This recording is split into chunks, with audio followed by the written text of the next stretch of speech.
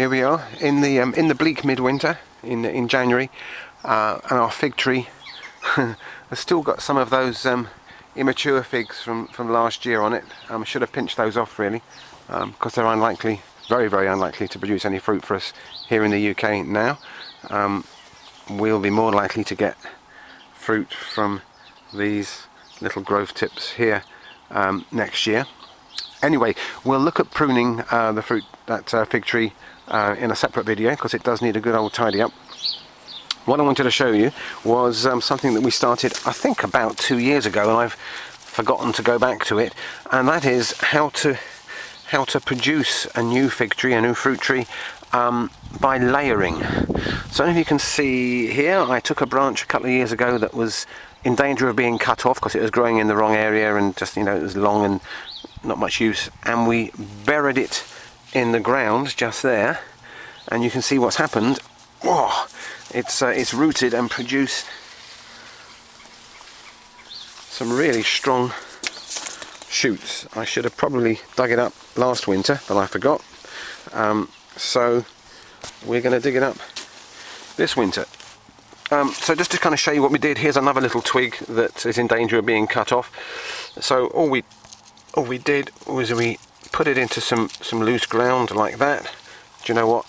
That's all it takes. If it was resisting staying in the ground, we could put a stone on there to hold it down. But a little shoot like that, that's all it would take. And then that portion of the stem that's under the ground will produce some roots in a few months.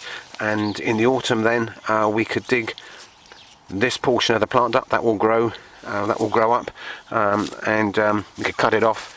In the meantime, it's getting its life support from the mother plant there, and as I say, it'll root in through the summer. But here's one we did. Here's one we made earlier, to quote Blue Peter. And there's the branch that's was initially supporting it with all the kind of the juices and the nutrients it needed. We are now going to cut that umbilical cord, for want of a better word. Oh. There you go. You're now on your own, mate. And we're going to dig him up. And the other thing I'm going to do, actually, before I dig him up, is prune him back, because you can imagine that we're going to cut off at least half of the roots that plant has got. So I'm going to cut back the top half by as much as, or to the same measure that we're cutting the roots that are below ground.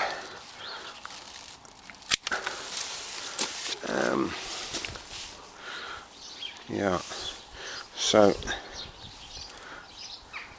by doing this, it means I'm not going to get any fruit on this new plant for a year or two, but I think it's important that we get a nice shape on it, and we'll just give it a chance to settle in with its damaged roots. So that's step one.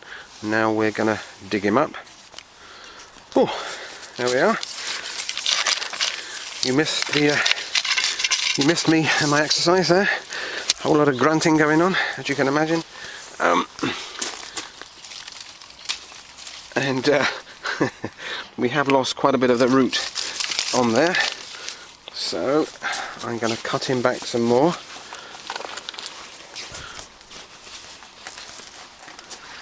When I can find my secateurs.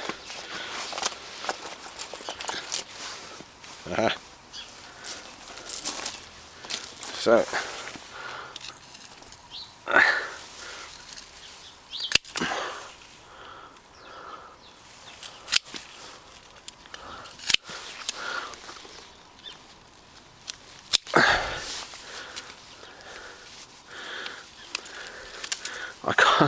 I can't resist leaving that one little thinner stem on there, because there's a chance that we might get a couple of little fruits on the end there.